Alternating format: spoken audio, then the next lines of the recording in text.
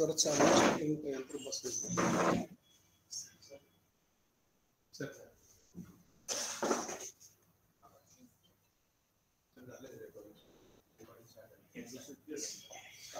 Good morning to all. It is my immense pleasure to introduce and welcome today's resource person, Professor Dr. Girish Srinivas Kulkarni. His biodata is very lengthy, but I have put my best efforts to concise and make it very brief.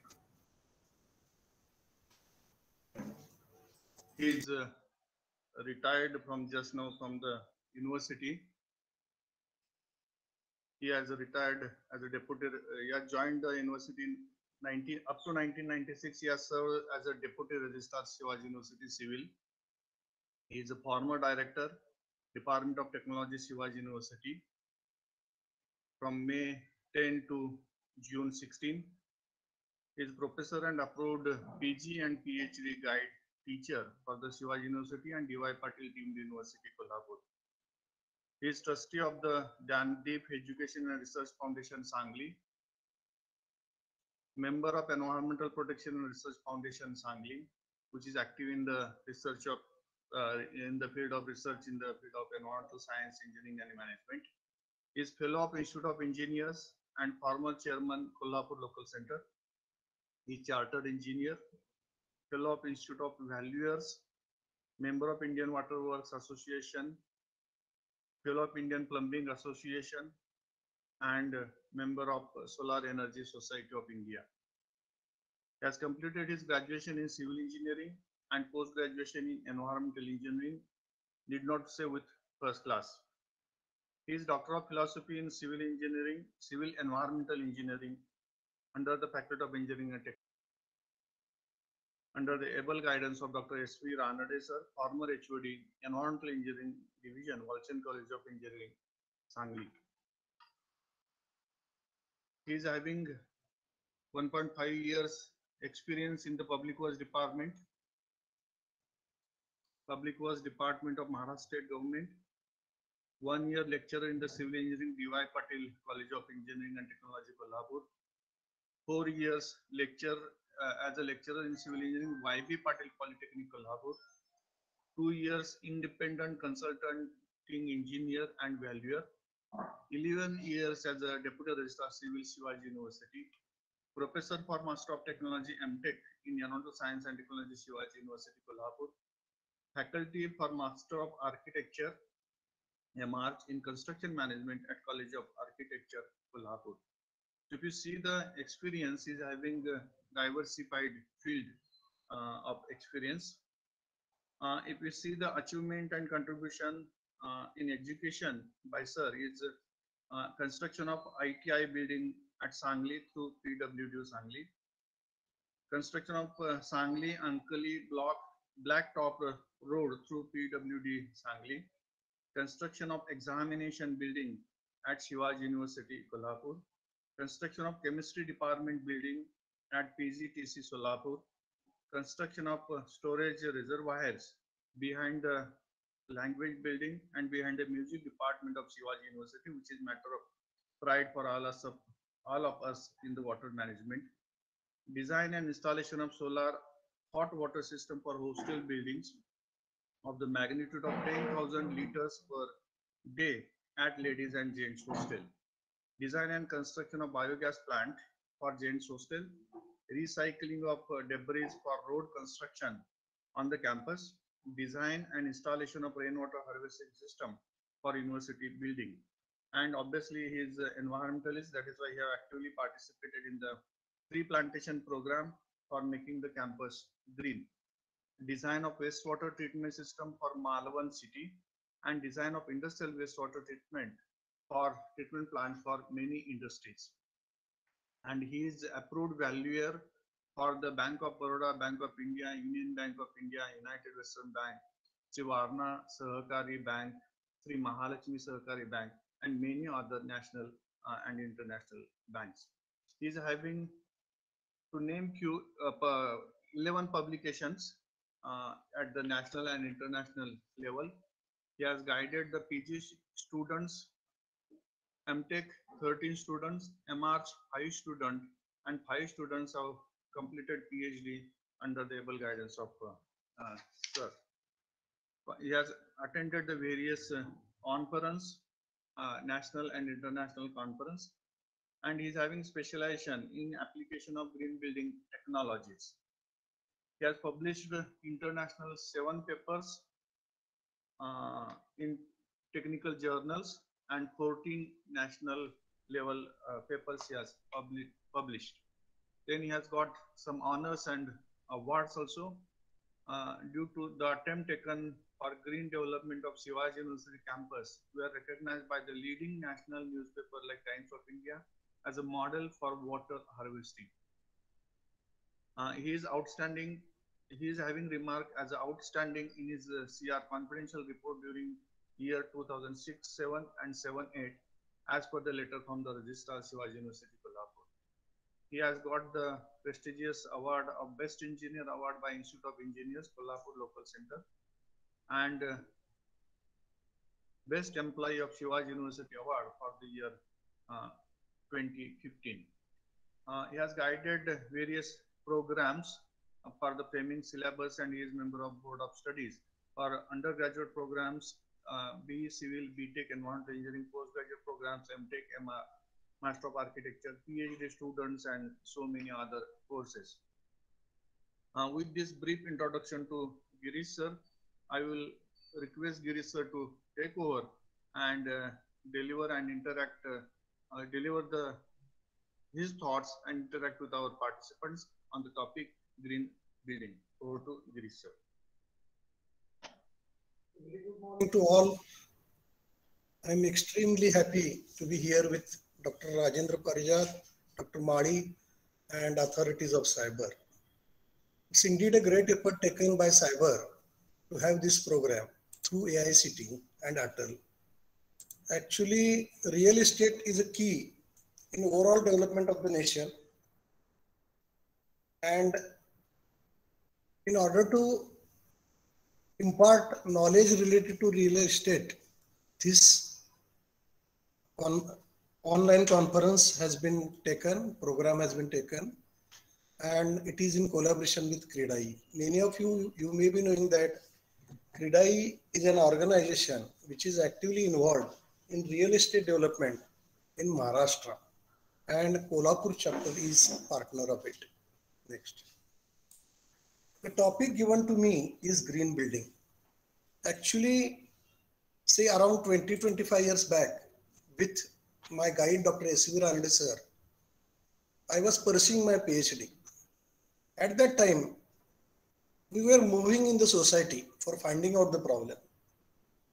Then at that time, my guide suggested me that we are having a lot of solar energy available with it, and it is being neglected.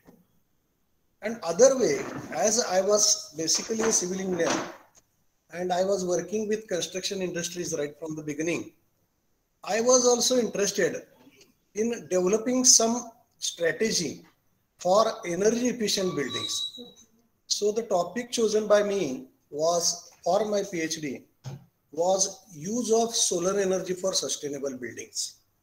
Then we started moving on, and I could find that at that time, many engineers, they were not aware that different kinds of panels are required for trapping the solar energy for electricity and water heating. Separate panels are required. Many people, they were not knowing.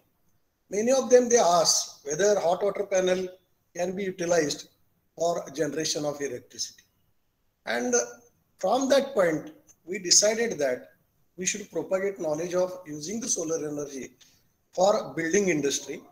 And at the same time, as my topic related to PhD was on the basis of environmental engineering, we were very keen to see that green principles, they are applied in construction of building. So many of you may not be knowing that buildings use 40% of the world total energy, 25% of the wood harvested, and 16% of the clean water. People spend 90% of their time in indoors. air quality inside the building is 2 to 5 times worse than the outside. You may be knowing that because of this air conditioning system, we are not taking advantage of natural light and ventilation. Instead of doing that, we are using artificial intelligence, and that is why airborne diseases, they are spreading in the society. That is a big problem. Green buildings, they increase the occupant performance by 6 to 26%. It has been proved. A well ventilated and well lighted working place increases the occupant performance by 6 to 26%. It is research papers, they have stated like that. Green buildings can reduce respiratory diseases by 9 to 20%. Because of good indoor air quality, we can reduce the respiratory diseases. In green building, occupants have 15% less absenteeism compared to those in other buildings. Normally, you may be knowing that if environment inside the room is cozy, at that time, if fresh air is not there, then fatigue is created. And that is why people, they don't want to move away. They don't want to work in a cozy atmosphere. That is why it is observed that good indoor air quality is essential. And that is why every building should be constructed on the basis of green building principle. That is what I came to know. A green building is one that is environmentally responsible, profitable, and healthy place to live and work. Green buildings ensure that waste is minimized at every stage during the construction and operation of the building, resulting into low cost. Many of us, we are not knowing these facts. And that is why we say that construction of green building is a costly affair. But at the end, if you calculate it properly, then you will be knowing that it is resulting into low cost, and which is very, very essential for the topic of today's discussion, that is real estate management. Green building applies to both existing and new building constructions, from simple to commercial space, large development project. It is not necessarily that green building principle or concept should be applied only for multi-storied building. It can range from small house to a multi-storied building as well as a commercial complex. There are many benefits of green buildings. Green buildings offer a range of economic and environmental benefits. 30 to 40% reduction in operational cost, that is very, very important. You see, now you may be observing that due to use of this non-conventional energies like solar energy and all, the recurring cost is reducing drastically, 30 to 40%. Earlier, the solar panel cost was very, very high. It was in the range of 40 rupees per watt. Now it has reduced to 50 rupees per watt. That is why the costs, they are reduced. And we can comfortably use it and reduce the operational cost. Then the green corporate image. Nowadays, you see, if you are having a business house and if it is certified by green building projects, green building authorities like TERI and all, then your corporate image is built up. And real estate, if it is having this marking of green building image, obviously customers, they also want to prefer to enter into this building, buy the part of the building and live in that building. The other one is enhance occupants' comfort, improved productivity of the occupants, best operational practices from day one, incorporate latest techniques and technology. The important issue is that the green building concept, it incorporates latest techniques and technology. The upgradation in technology is being implemented day to day. So what is Go Green and what is that? Incorporating excellent practices that result in environmental protection, water conservation, energy efficiency, usage of recycled product, renewable energy is termed as going green. So if in our day-to-day practice, if you use this principle, then in long run, these practices are extremely healthy for the bottom line and for the occupants of green building as well. You see, the green building concept is not new for us. Actually, our forefathers, they were practicing it. If you look at all these points, then you can find that the houses which were constructed in, say, earlier century, at that time, environmental protection was there. No environment was degraded. Water conservation was there. You see the bathrooms, they were using very little quantity of water. So water conservation was there. Energy efficiency was there because no external energy was borrowed. Actually, what's the energy available with them was used into the building, and with the help of that external energy which is generated there, they used to act on their day-to-day life. Then recycling was there. If you recall back, every part of waste was being utilized. Say kitchen waste, it was given for composting. Then the other kind of waste is whatsoever may be in the generated. Say you can say that wood waste that was used for fire boiler, which was actually using for water heating. So every part of waste was reused in our earlier buildings. But over a period of time, due to rise in population and growing cities, it was not possible. And that is why the management of this green principle has become of utmost importance nowadays. Renewable energy is also termed as going green. In the long run, these practices are extremely healthy for bottom line for the occupants of the green building as well. Next. See, here you can find that how the temperature is rising.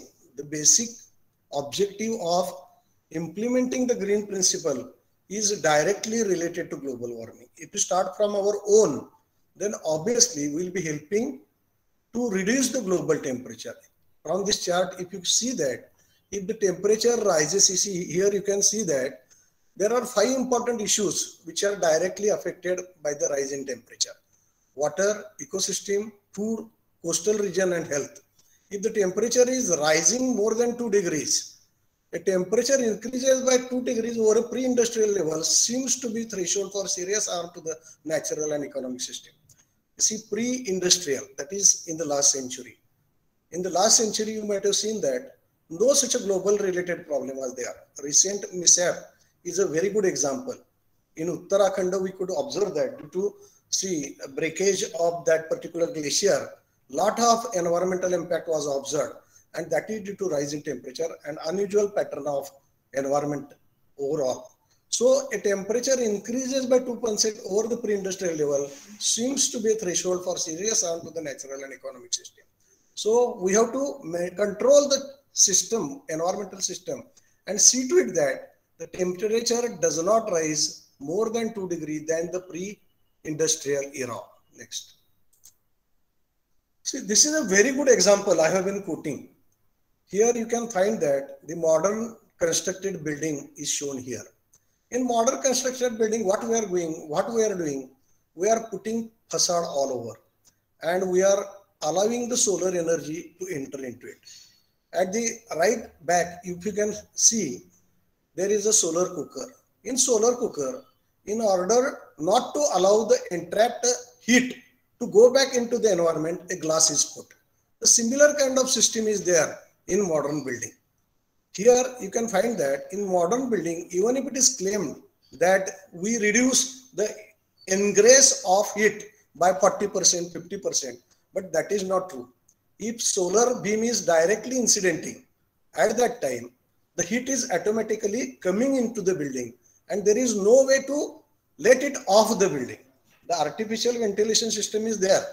But again, we have to put energy into use to see to it that the air entrapped into the building to allow it to go back to the environment.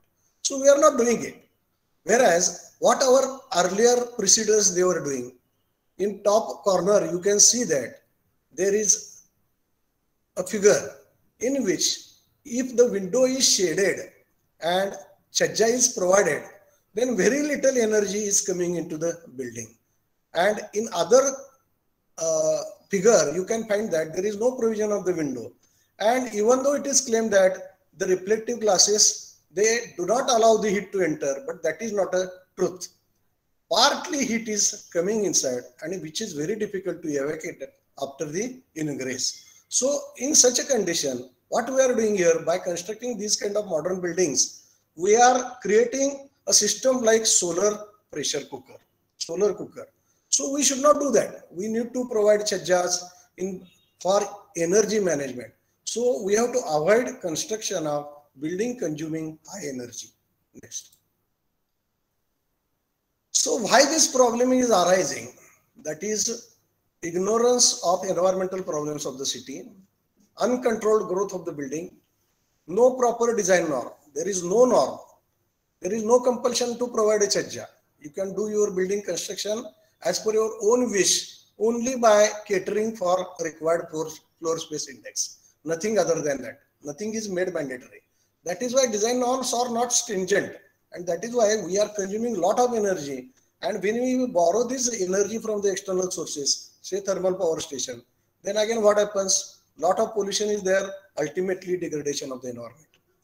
Then upgradation of environmental infrastructure is costly and long time process. Many agencies involved and there is no coordination. Basically, you can see that. Suppose if I want to put a hot water system, many agencies are involved. There is no proper coordination. Then what happens? Then mixture of hot water into cold water line. That is a normal problem. You can observe that because of improper coordination. Plumbing is completed and a person who is doing the job of say hot water system, he is called and he is involved. Then he does his job, he takes his money, go away. And at the time when residents come into the building, they find that the hot water is mixing with the cold water, lot of energy is wasted. The hot water system is designed for so and so liters, whereas only little quantity is coming to the consumer. A lot of problems are there. So coordination is there, not there. That is why in real estate business, it is very, very essential that all such a green building implementing agencies should be coordinated right from the beginning. That should be the basis of planning of real estate nowadays. Then difficulties, suffering and losses of some people due to obstruct development projects. You see, nowadays you know that if you are going to take some environmental project, lot of agitation is there. People do not allow you to do that. Suppose if you are going to do a good environmental wastewater treatment plant, then space is not made available. Lot of difficulties there, and that is why the problems are there, and it is becoming very, very complex. Next. So problems are there, but we have to start from home. So if you decide that sustainable building, a sustainable world begins with us, then only the solution is possible. It is not an impossible task. Next. Next.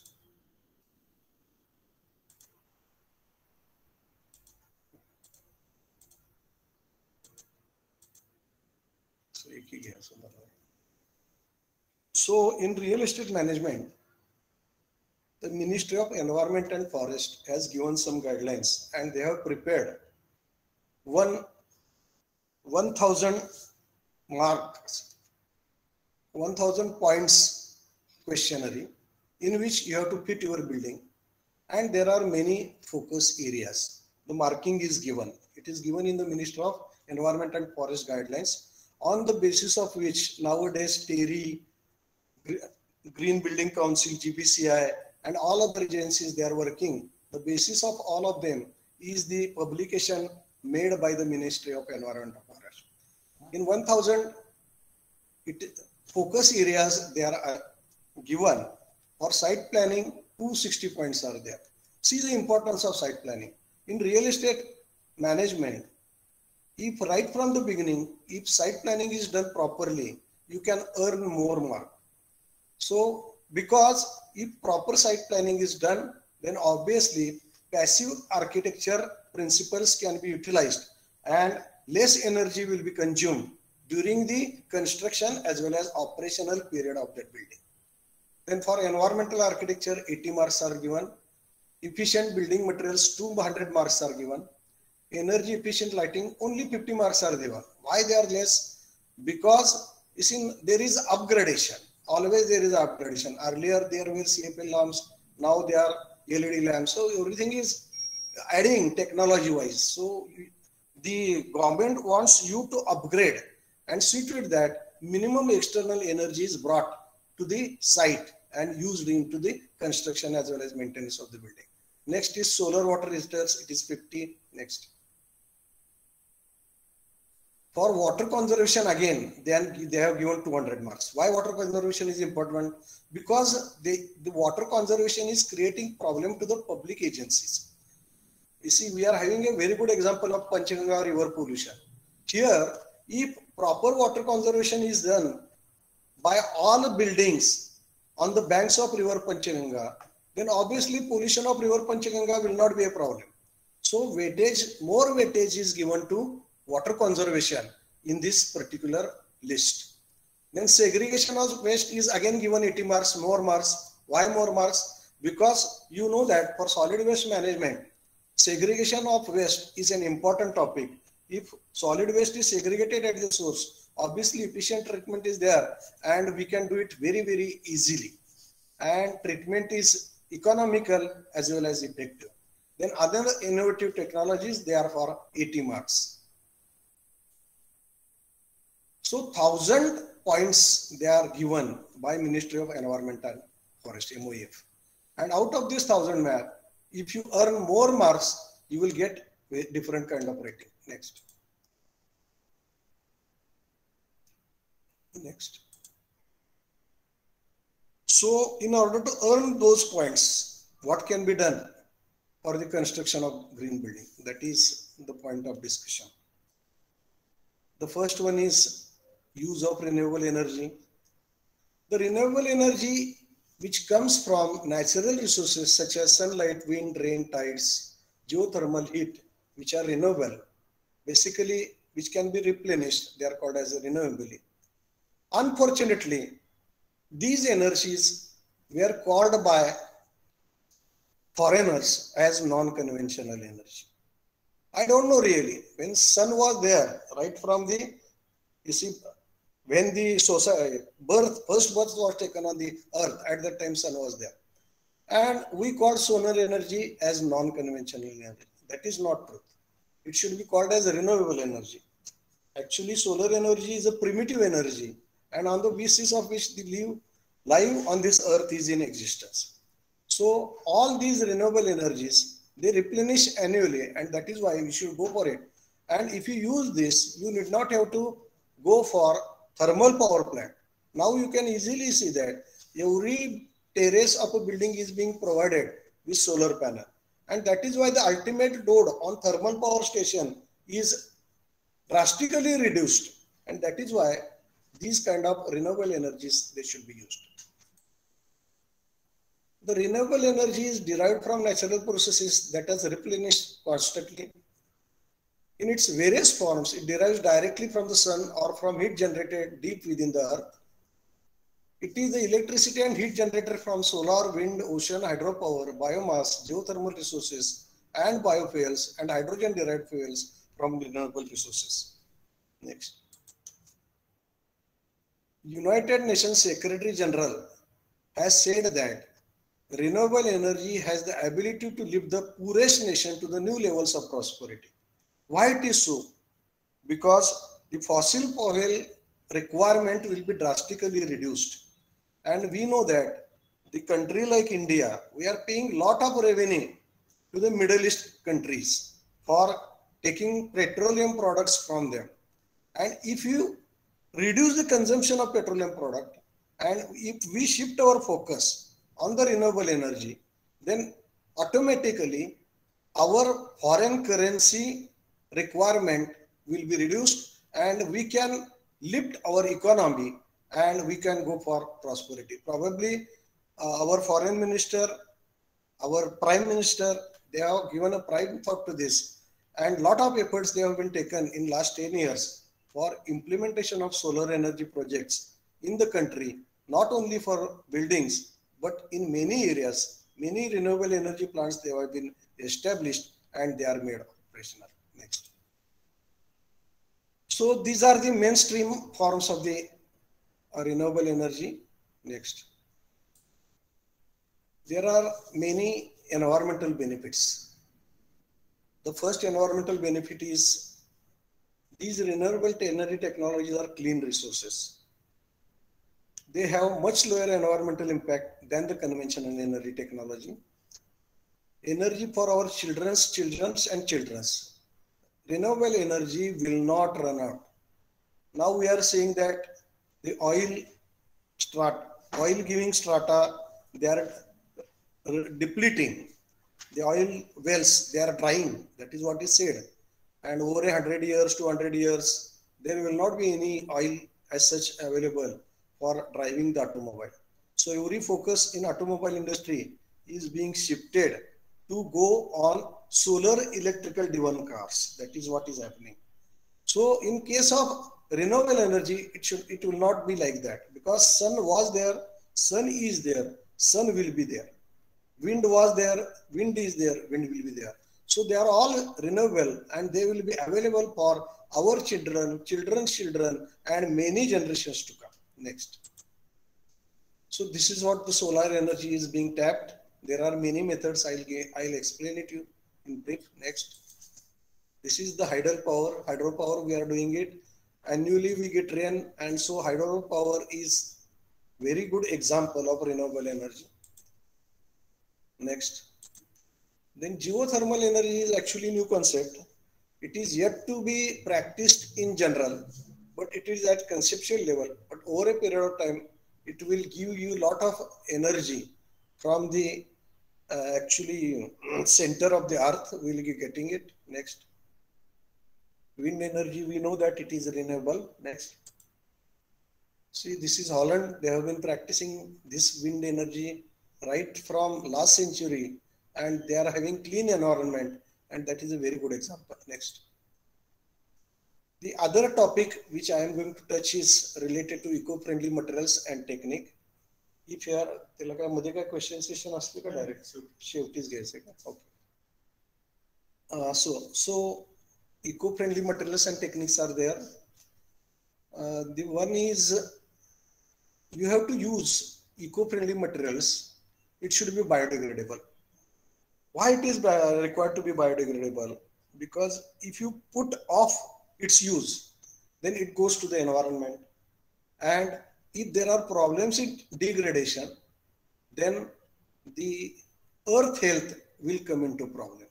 So materials should be preferably biodegradable. They should be reused or recycled.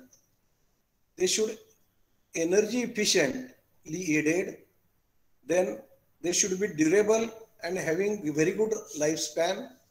Then they should have reduction in air, land, and water pollution.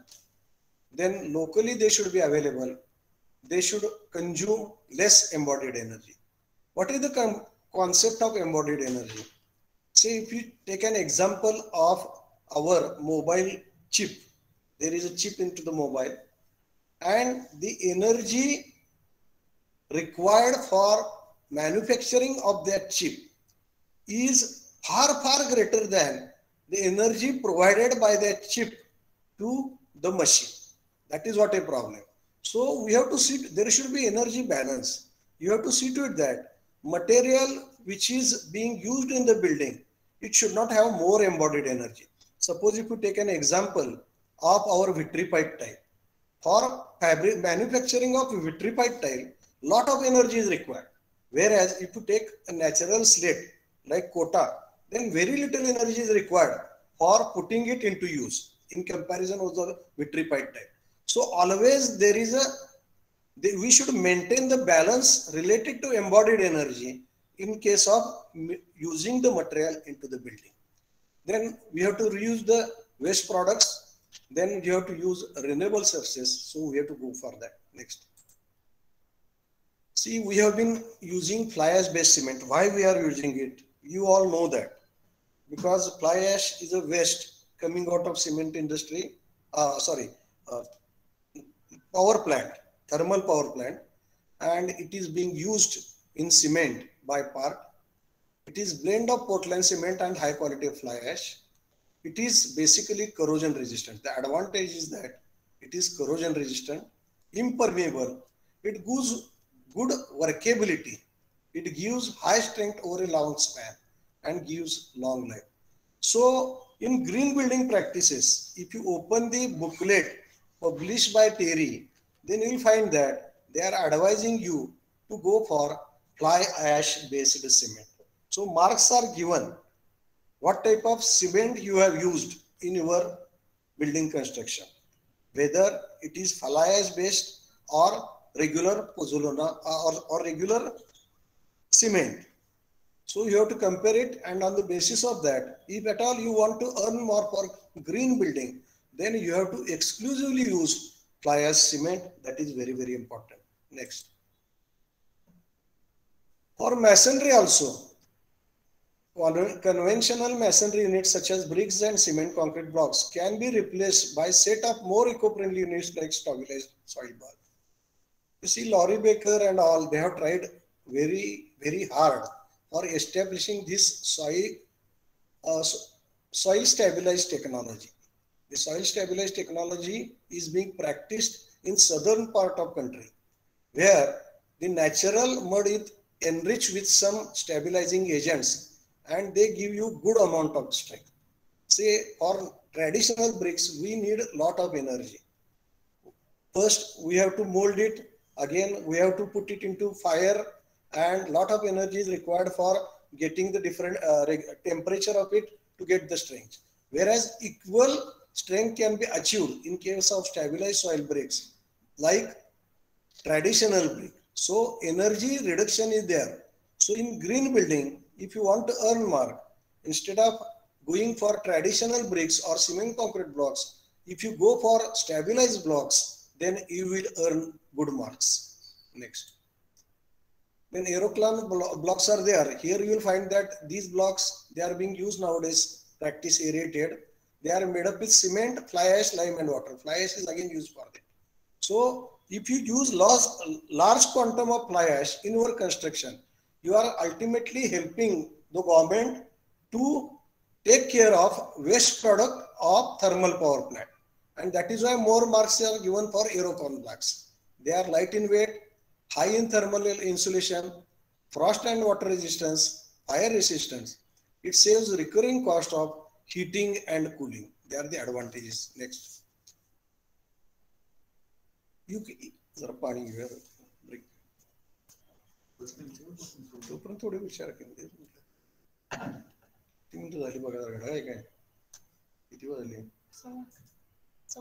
किती वाजेपर्यंत time आहे मला 11:30 का Hello 12:30 dear participants, if you have any question up to the time on the topics which are covered by sir, you please feel free to have interaction with him.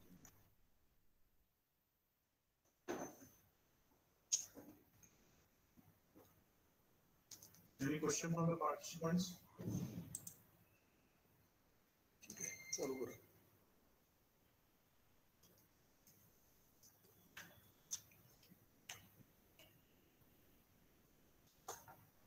Please. Hello. Hello. Oh, yes, sir. Please go ahead with your question. Sir, can we use rice husk ash for green building concept? Clear? Rice husk ash.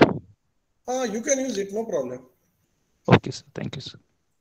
But there are some issues. If they are likely to get wet, hello, if the surface is likely to get wet, then sometimes problems will be there in the strength of the product.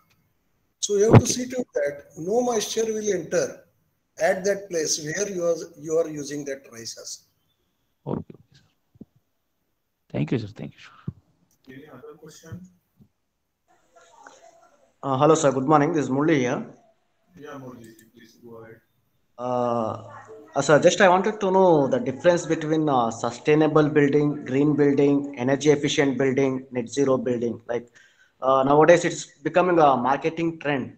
They use just green building or energy efficient building. So, what exactly makes a green building? Net What zero exactly building is one where all energy required for day-to-day use is being manufactured within the building. Say with the help of solar energy, biomass, or any other kind of energy which is actually generated within the building. No external energy is brought into the building. That is called a net zero building. Green building is, you cannot expect to have zero energy building. It is very difficult. So building which is constructed by environmental friendly principles is called as green building. To add to sir, green building is an umbrella term and energy efficient building is a specific term. Murli sir, I think your question is answered. Yes, sir. Thank you. Shall we go ahead now over to Girish sir for further points?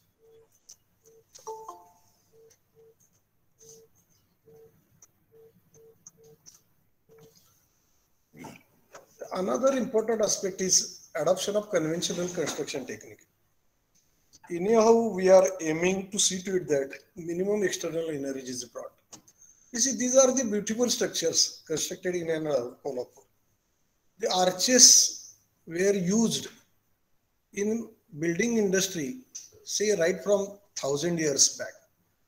Arch is a very good example where you do not need steel or any other material. Only bricks, they self withstand with themselves, and see to it that opening is given necessary support to take load of upper structure. So if these kind of construction methods they are used, here you can go for a construction of a building without using a steel. That is possible. Next. You see, these kind of slabs, they are there, green techniques for slabs and beams. Here, instead of putting concrete, they are using bricks, and only at the particular points where tension is there only the steel is provided. Entire compression is taken by bricks only instead of going for 10. Then terrazzo flooring is also a very good example where you can go for green building, where you can construct a flooring with the help of broken pieces, and you can use waste and recycled material primarily made using chips of broken tile stones and various other ceramic articles. You see, for external use as well as terrace use, you can make use of these chips, and the chips can be recycled easily. This technique was being used in Rajasthan earlier, but nowadays actually we have to promote these kind of practices so as to avoid the energy during the manufacturing of tiles. Actually, these are the natural tiles chips, and they are laid in proper line and level. Next. See, I have quoted one example earlier. I do not mean to say that you don't go for a building which is having glass facades. If you are going to provide a glass facade building, then if you provide these kind of some horizontal awnings or something like that, movable, immovable, then the direction of direct incidental sunbeam can be adjusted in such a way that only required quantity of sunlight is allowed into the building. And it depends on part of the day, part of the year, and side to which the opening is facing. They are important. Next.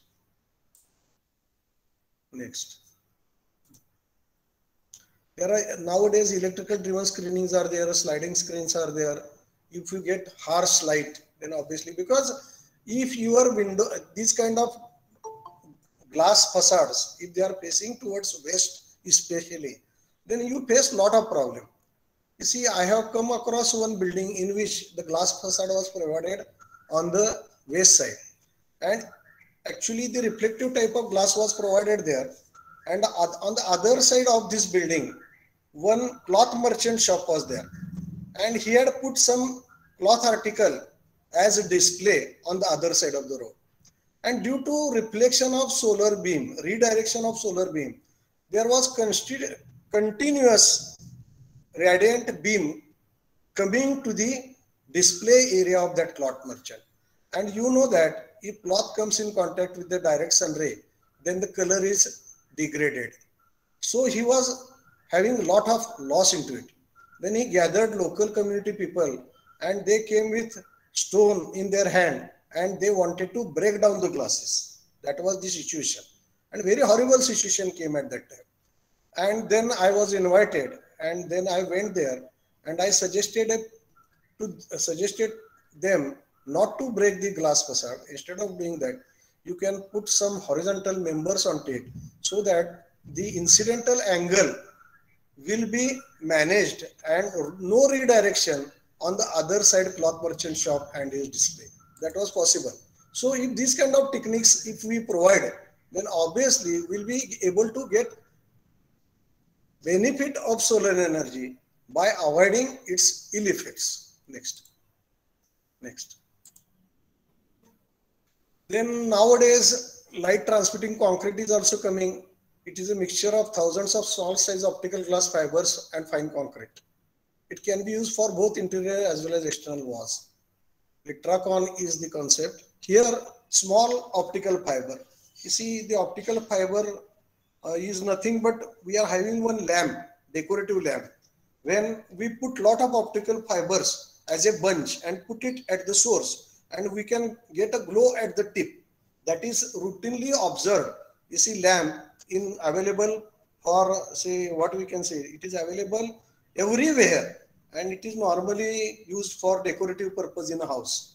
If these light fibers, if they are used into the concrete, then it transmits the lights from one side from the other, and obviously you can get illumination, indirect illumination. Suppose if you are having this particular wall on the west side, then you can get that particular optical glass fiber lit from one side and glowing in the interior side, so that you can get sufficient light inside the building.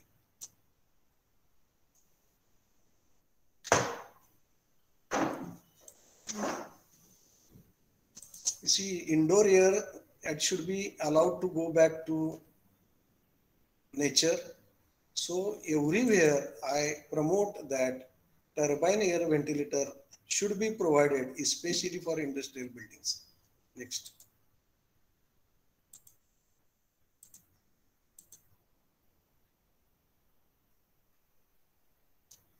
Good amount of air circulation is made available with the help of air ventilator. Then polynomial sheets we provide institutional for, especially for industrial building. Underneath of sheets, our pre-coated sheets are there. If they are provided with polynomial sheets beneath, then obviously indoor quality of air is improved, temperature is substantially reduced. Next. Then this EcoFrench is recent nowadays being used, and it is replacing the plywood.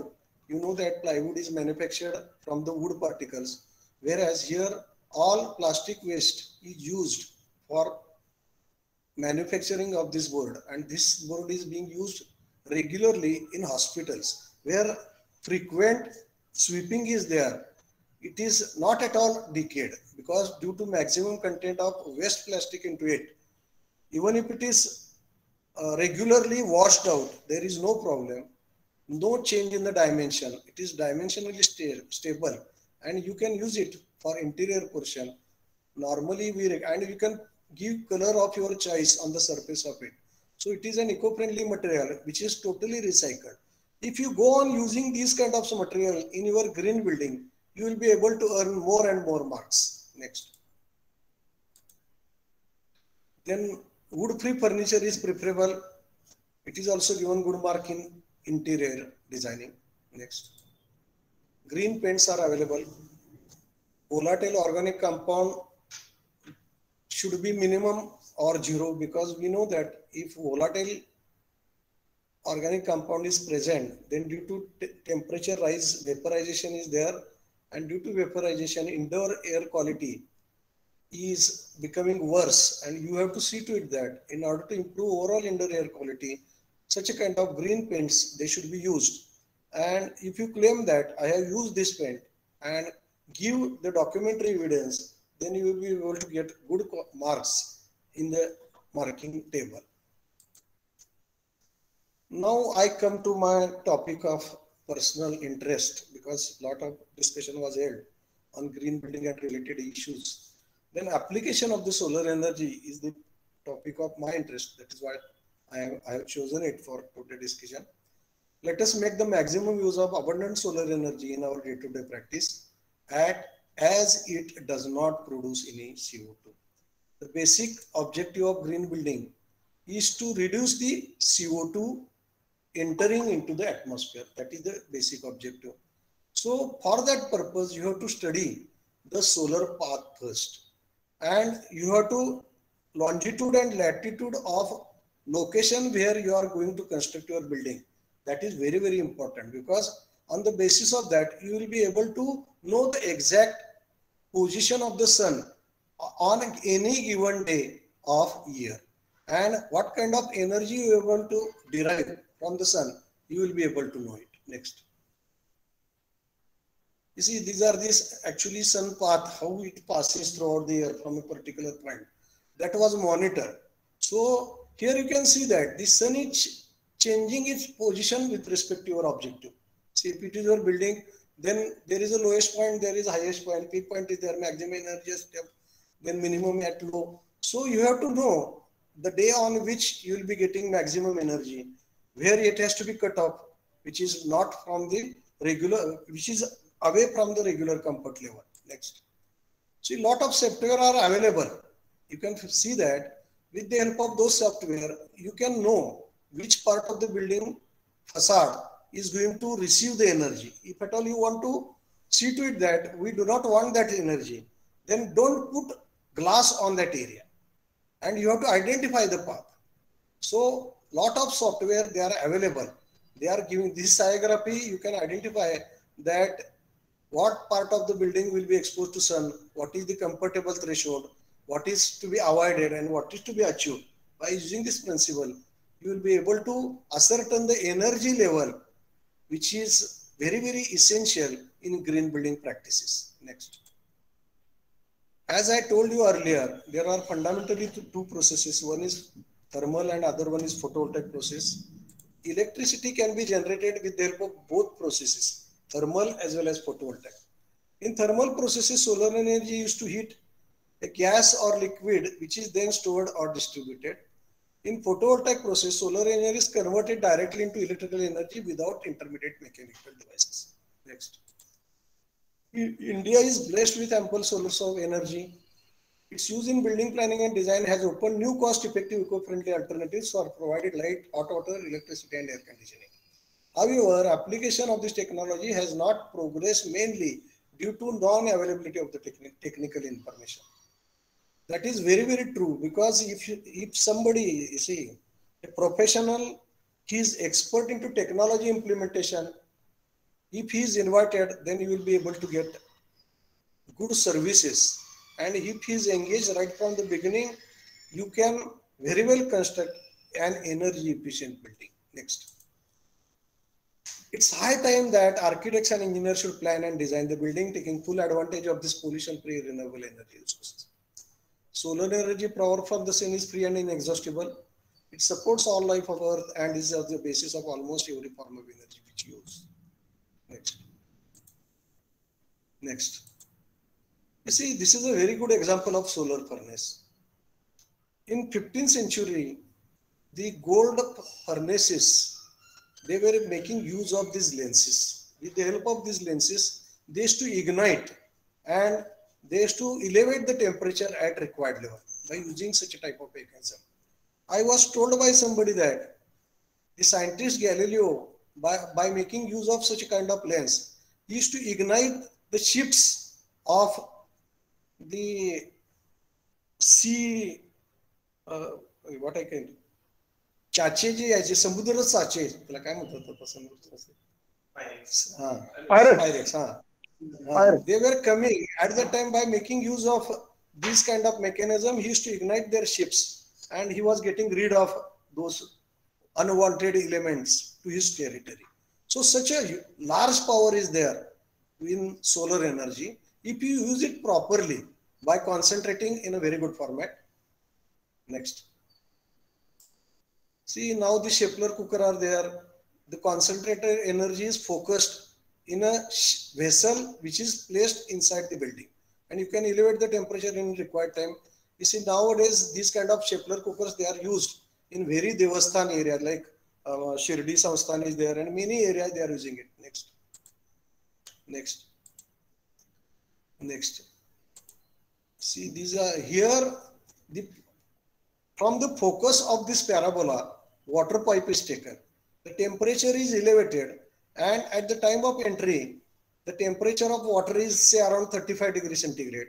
But when it leaves the system, it is converted into vapor. That water vapor is given to solar turbine, and the turbine is rotated with the help of this water vapor, and electricity is generated. So I told you that by electricity generation is possible with photovoltaics as well as heating. Two kinds of technologies are there in which And you can find that there is no fossil fuel related issue is there, no carbon dioxide manufacturing, zero CO2, zero pollution. This kind of technologies they are being promoted nowadays. Next. See, a lot of energy parks they are being established in India and abroad where the energy is concentrated. This is a very good example of light tube. You see, if you can observe that at the top, rooftop, one cap is there. In the cap, prism is provided. The prism redirects the solar beam inside the building and you can get the light. The tube is totally internally reflected.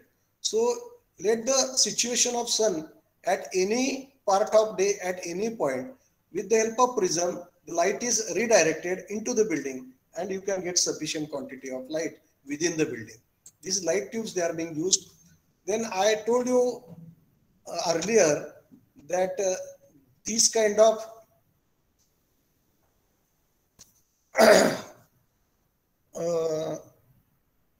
glass fibers are available, and these glass fibers, they are having 100% reflective internal portion.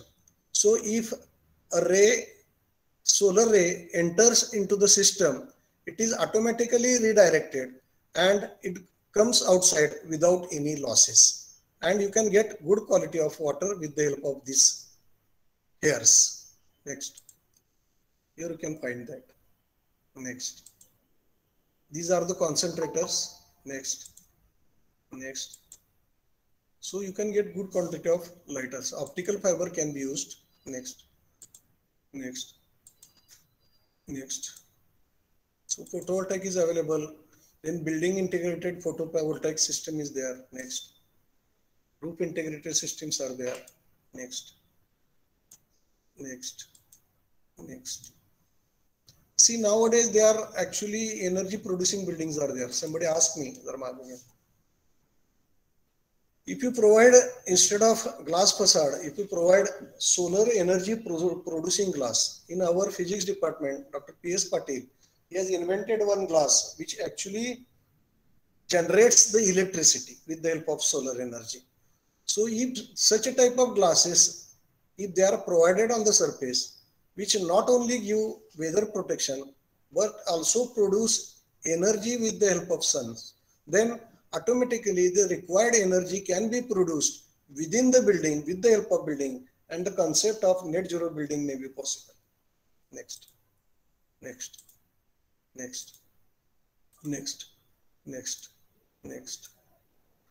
Then I come to the another important aspect of green building, that is rainwater harvesting. It is self-explanatory. Wiser people, they collect the water and use it. Next. In our building drainage system, if you provide sufficient quantity for collection, then rainwater harvesting is very, very good. In our university, I can let you proudly know that earlier we were borrowing the water from the Kolhapur Municipal Corporation and we were paying around 4 lakhs rupees per month to them. But after making efforts of, say, rainwater harvesting, we constructed 2 dams within our campus. We constructed many wells at the various locations. And now we do not borrow a single drop of water from Kolhapur Municipal Corporation. All water which is available is used for the campus. Our campus is having area around 853 acres. There are 6 recycling plants. The water recycled from the recycling plant is given for gardening of university, and the load on the external water supply is reduced dramatically by making reuse of wastewater. Next. So we can use this kind of principle, and I am sure that we will be able to implement the green principle effectively and become self-sufficient. I indicated earlier that the Ministry of Environment and Forest Climate Change has decided to integrate the green norms, environmental safeguards to the building plan approval process to empower the concerned local authorities to examine, stipulate, and ensure compliances of the environmental requirements in the respective areas. As per GR dated 9 December 16, it is directed to the state government that it should incorporate the green norms parameter hereafter referred to as said proposed environmental norm to be adopted for all buildings, land constructions having built up area from 5,000 square meter to 1,50,000 square meters in the said development control regulator of the respective state authorities as specifically mentioned in the said notification. Earlier, you may be knowing that the area, building area having 20,000 square meter or more was required to be sent to the state government level for environmental clearance. But now government has taken steps and every building having area more than 5,000 square meters has to implement green norms or environmental norms in their day-to-day practice and while constructing the building or while maintaining the building. So earlier, the builders who were not constructing building more than 20,000, they were not very sincere about implementing the green principles. But now any person who is going to construct a building having area more than 5,000 square meter, he has to see to it that green norms are employed. In our Kolhapur Municipal Corporation, a special committee has been constituted. The committee examines whether the norms indicated by the government have been implemented into the planning process or not, and after that only they are going to approve the building plan. So the government is very serious about implementation of the green norms, and you have to see to it that everybody will use those norms and will try to protect the environment. Next. So manual on norms and standard of environmental changes on land construction progress has been given by Ministry of Environment and Forest, Government of India. Next. I told you earlier that the marking system here is different. Earlier it was different. For site planning, they have given 10 marks. For water management, given 20 marks. Next. Building materials for 10 marks. Energy management, 20 marks. Renewable energy, 10 marks. Stormwater management, 10 marks. Solid waste, 10 marks. And management of noise and water, 10 marks. So for 100 marks, your building will be evaluated. And the platinum award is given to 90 to 100 mark getting building. Gold rating is given to 80 to 89. Silver rating is given to 60 to 79. And bronze rating is given to 40 to 59. Proposal getting less than 40 points will have directly 0 grading. So minimum expected grading should be more than 40 as always. So eco-sensitive areas and in metro cities, NCR and regional development areas of metros, they should have gold, and other cities having a population less than 1 million, they should have silver or bronze. So they are very important decisions taken by the government which are related to real estate developers. Now recently, the Unified Development Control and Promotion Regulations are sanctioned by the government of Maharashtra, and it has been published on 2nd December 2020. And in those norms, incentives for green buildings have been provided. For real estate developers, these norms are very essential. Next. Here, the authorities shall strive to promote green building concept within the municipal area. In order to do so, it may empanel agencies of repute as listed recognized by the state central government. The following incentives shall be provided for green rated buildings. The green building shall be entitled for incentive FSI as below. Griha 3-star IGBC silver, lead silver or equivalent rating 3% incentive FSI on basic FSI. And this 3% additional FSI will be over and above the approved or applicable FSI. That is very important. If in your area, say 100% FSI is permissible, then you can construct 103% provided you are having approval of Griha 3-star or IGBC silver. Then in other case, 5% incentive will be given for Griha 4-star, IGBC gold, lead gold or equivalent rating.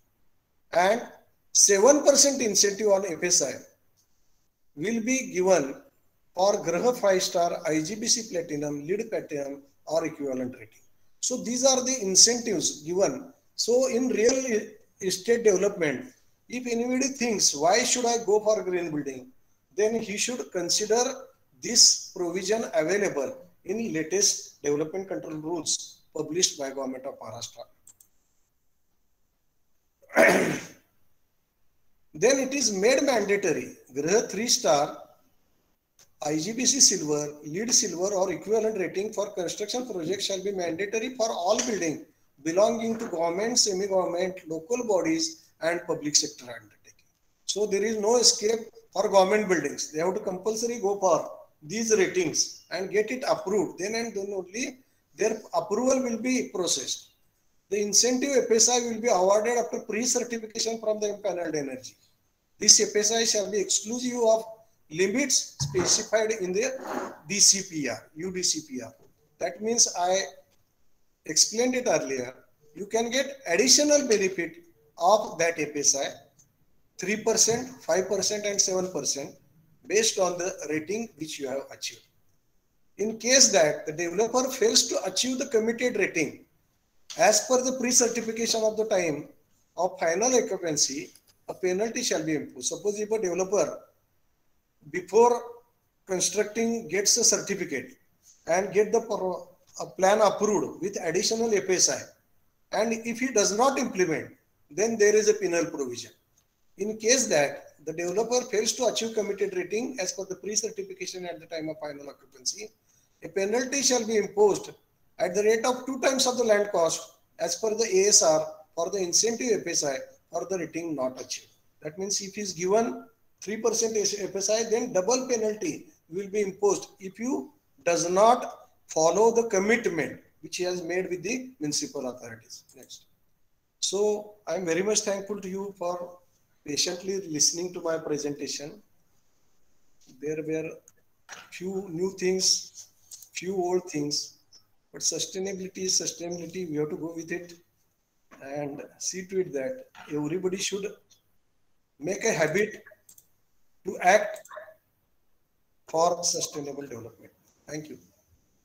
Thank you, sir. Now, request for the participant to come up with the questions. What is the work is done? Questions coming from there. Questions coming from there. So in the comment box, I will read for you. Suleiman want to ask you, what are the basic requirements for green building and what are the difference in terms of money between conventional and green building? The first question is, what are the basic requirements for green building? I think I have explained it on the basis of marking system published by the MOEF. There are 100 mark system and on the basis of which you have to earn the marks. And what are the difference in term of money between conventional and green building? You see, sometimes it is said that 5 to 10% cost, initial cost is more in case of green building, because in conventional building, we do not provide any solar hot water system or solar lighting system or any kind of that. Exercise was made by one builder in Pune.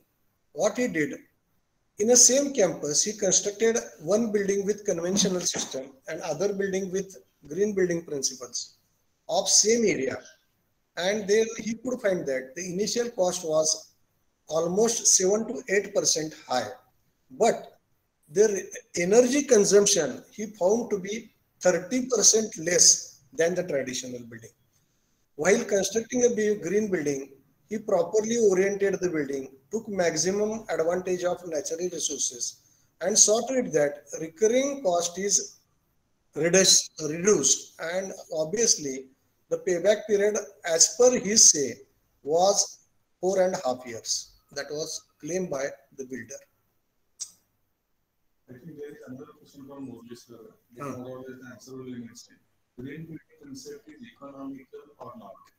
So I think you answer this question. Green building will be a little bit costly by 5 or 10%, but long term, you are having advantages of it. Now Jitesh Kumar is bringing another question. Respected Excuse sir, me, sir. I have a question, sir. May I ask? please go Hello. ahead. Please go ahead. Hello. Please go ahead with the question. Yes. Hello, sir. First of all, thank you so much for enlightening us with such an informative session. Sir, my question is that does green building concept encourages the plastic reutilization somehow for the residential complexes and community halls?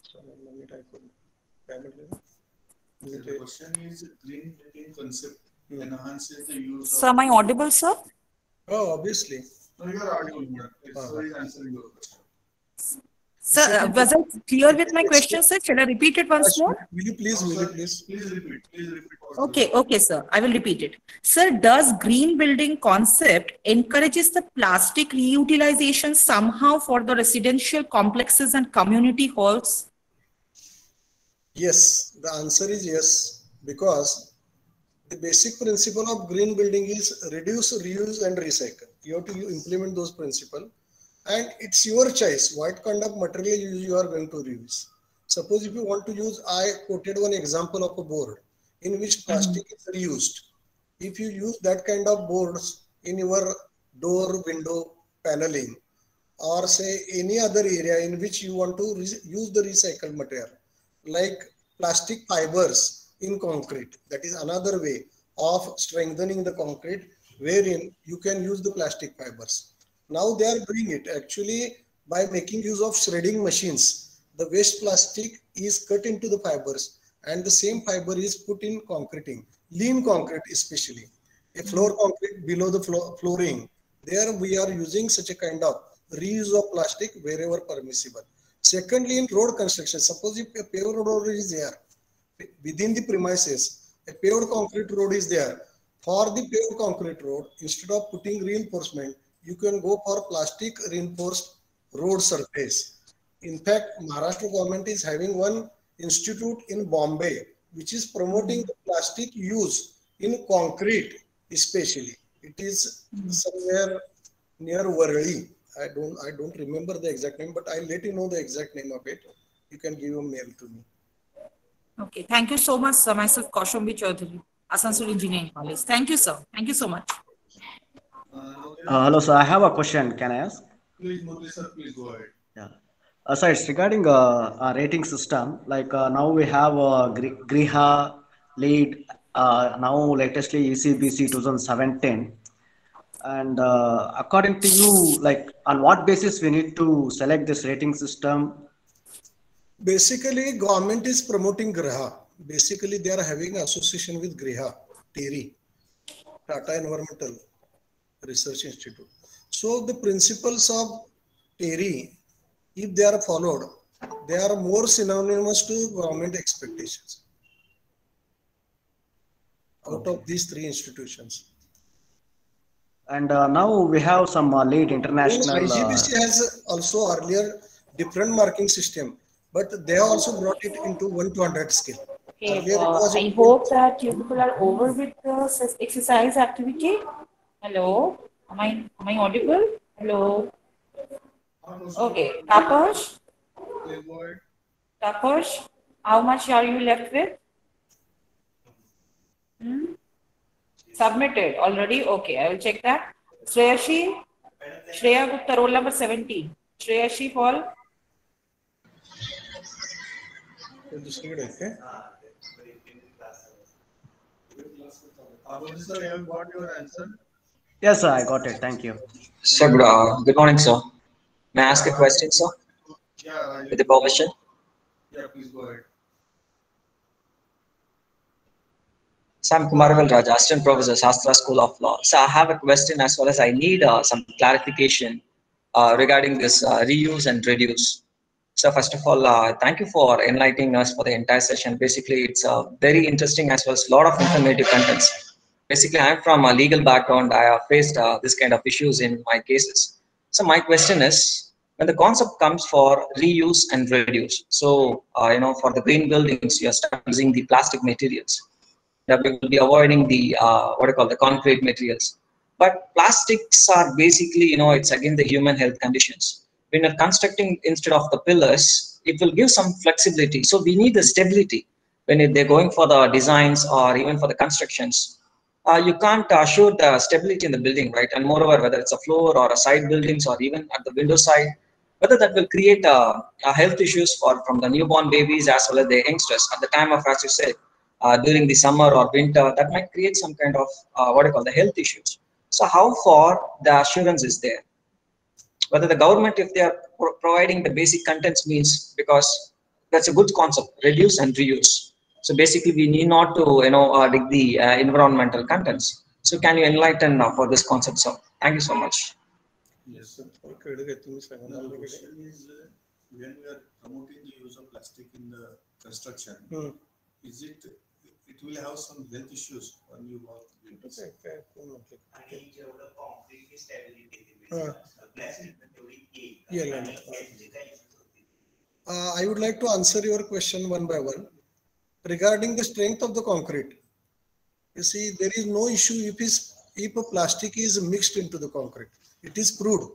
In our laboratories, we have taken strength test and we have found that the concrete enriched with plastic, it gives us good strength. So that issue is very clear. Then second, use of plastic in building industry. As you rightly indicated that after some temperature rise, there is a fumigation within the plastic. I can understand. You asked me some question related to newborn babies, isn't it? So Yes. As far as possible, anyhow, plastic is a petroleum product. It has got certain limitations. It is not stable with the temperature. We know that if the temperature rises, obviously there is a deformation. So in that case, as wood is being substituted by plastics, we should be responsibly using the plastic in a building. Like plastic should be used for panels as far as possible. That is what I feel and my experience is. And regarding the temperature related health issues, I am not expert into that. But in our area, especially where the temperature does not rise more than 40 degrees, ill effects not have been observed in our area. I don't know about the Delhi and other areas where the temperature reaches 50 degrees or in our area. Yes, sir. Thank you so much. Understood. We will go to the next question. Anybody else want to ask?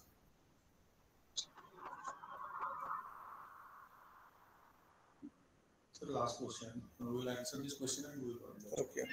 Jitesh Kumar sir, written question. What about using of dismantled construction material of old structure? Can we use it once again in the new building? We can use it. You see, in our area, old monumental buildings were there, historical buildings like Vadas, Rajwada, not Rajwadas, Patil's Vada and all. Good or buildings which were having very good ashlar masonry or something like that, the stone masonry. The stone masonry elements, they were taken carefully off and they are used for building having more aesthetical look like historical building. They have directly used it. In fact, they are getting more and more money for the old buildings having monumental look. Then waste or debris on site, if you are having a crusher, small crusher, you can put it on site and you can get aggregate of required size and you can use it in your building, because small crusher, it does not cost much. Nowadays, contractors, they are doing it. They are having their own crushers at the site and the waste material is directly crushed as per the required site and used into the building. That is what the current practice is for major projects which are having old building demolished and reconstruction at the same place. Thank you. Vijay Kumar is having one question. Financial subsidies. Hello, sir. May I ask one question? Shashikant, go ahead. Yeah. In majority of the government buildings, the area may be more than 50,000 square meter, but in general 5,000 square meter, but in general for the moderate sized towns, that area norm is less likely to be there. And in government building itself, it should be promoted. Now, government is not implementing green building norm. It's something very strange. In our area, Public Works Department has been given instruction. Only they should go for a green principle. Recently, in Pune, the very good guest house constructed by PWD for 5-star guests, it is constructed on green principle. The architect was Sunil Patil, and it has been provided with 3-star rating by GRAHA. So now government is changing their policies, and they want to set example in front of the community. So things are changing. Earlier it was not there because of the lack of knowledge and all. Now they are hiring the architects. Now they are hiring the consultant. Earlier the only option was government architect, and because of the less manpower, they were not able to deliver good required norms. So now government has changed the policies and hiring the expert, and they are associated in large building projects right from the beginning. Thank you very much, sir. But most often, if we will search for the green buildings, we find the examples in Hyderabad or some outside states. You referred to the guest house example. I was very impressed with that. But on the similar lines, can you name few green buildings which we should visit? Maybe from Kolhapur or nearby areas. Actually, Kolhapur just we are opening because we are not yet intended to do that. In fact, they should have. Circuit House of Pune is nearby building wherein green principles they were used, and they have earned the certificate also. Excuse me, sir. Sir, myself, Kaushambi Chaudhary again, sir. Can I ask 2 more questions, sir? Am I allowed to do that? This will be the last question. You go ahead. Thank you, sir. Sir, I was asking that the first question which I was asking is that can we apply this particular green building concept somehow in the hospital sectors? Yes. Is it very much profitable to do that? Definitely, yes. In fact, a hospital, normally the electricity is charged at commercial rate. So if you use good quantity of solar energy, your energy bill will be substantially reduced. That is one part of it. In hospital, lot of areas wherein you can put green principles. 100% recycling is possible there, except medicinal waste. Rest of the things they can be reused for grey water and all. Because every commodity which we get it in hospital premises is required to be paid at higher rate to the municipal authorities. Okay, thank you so much, sir. So the second question is, yes, sir. Thank you, sir. So, sir, the second question is what are the how can we promote this green building concept all over India? Is digital medium somehow could play a very vital role in doing? Government is making it compulsory. Earlier, the 20,000 square meter norm was brought to 5,000 square meter, and it was left to the local authority. But due to some issues, the matter was held up, and MOEF stopped that process. But recently, a revised notification has been given by MOEF, and again, the building having areas more than 5,000 square meters, they need to take green committee's permission before getting approval of the local authority. Okay. Thank you so much, sir. Thank you. That was the last from mine. Thank you, sir. Biggest objection being raised to the solar applications in buildings is primarily because of the daytime, wherein electric grid is not under too much stress. At night, it is under stress, and at that moment of the time, if we want to use the solar energy, we need to have a very efficient and what we can say economical inverter solution. Storage devices. That is a big problem nowadays, and therefore government or MSEB is not giving us subsidies. The issue is not related to residential building. For commercial buildings, it is yes, because again you have to give back energy to the system, MSEB. And sometimes we fail to give the energy back to the MSEB, and MSEB is into the loss. That is why they are not doing it. But I think if you make our own use mechanism, like say storage system, nowadays good batteries are available, and say for computers, daytime computers, the things which are used during daytimes, if they are paid directly the solar energy with the solar energy, I think at least during daytime you need not have to borrow the energy from the MACB. So whatsoever the carbon emission norms are actually discouraging use of the batteries or using even the solar panels. But there is no alternative. If you want to use the solar energy, you have to store it. Still, there is no latest technology available. Without storage, we can use it. Or you can use it in the daytime only. That is the only option. Yeah, thank you, sir. Thank you very much. Okay, I think we will start the question and answer session because we are sitting over time limit. I will take this opportunity to thank all the participants for making this session very interactive and asking sensible questions. At the same time, I am very much thankful to the Dr. Professor for sparing his valuable time and sharing the knowledge in the latest topic like solar energy and green building concept.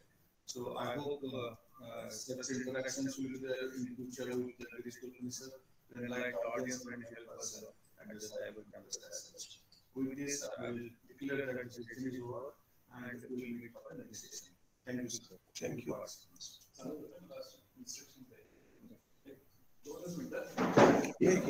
Coordinating will give some instructions for the participants who have questions.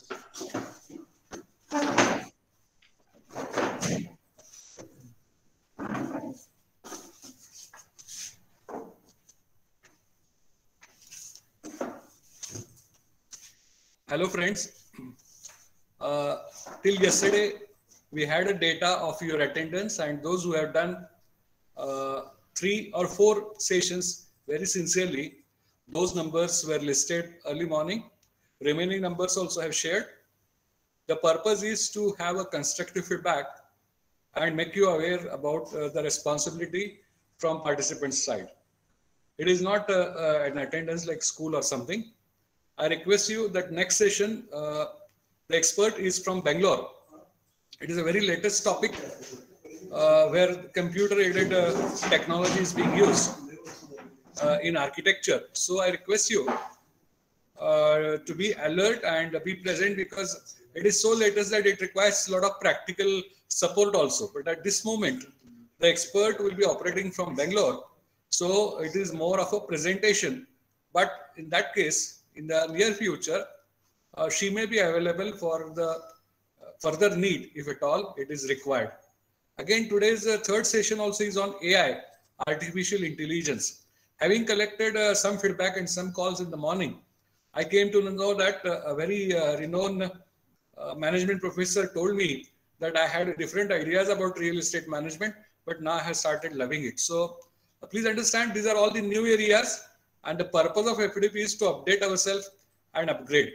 So don't feel like school, rather we are all equal and you are all respectable to us. But our very presence and involvement, attendance, participation and examination is equally important. Please don't forget that. For anything that you really want to share, you can share it if it is short on WhatsApp. If it is a long one, you can reflect on email. Tomorrow we have a stress management session, which is compulsory for all the FDPs. Nowadays, there is a fashion that, everybody talks of stress and simply people shoot the ideas. Do this, do that, like that. So if you really want it in public, we know Ramdev Baba has been doing that on TV every day. So we could have gone and done that. That is why I have put up a message that kindly share the type of stress you are facing. So the person who is going to conduct session tomorrow, Professor Sachin Jagtap, is a flute artist and he is working, doing the research on that.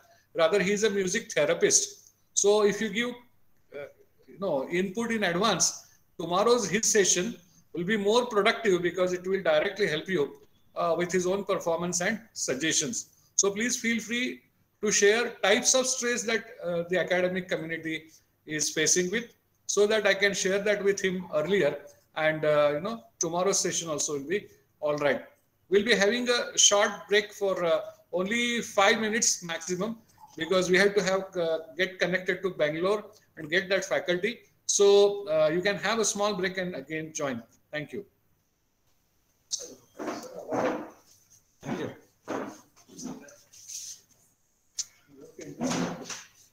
Charan, right?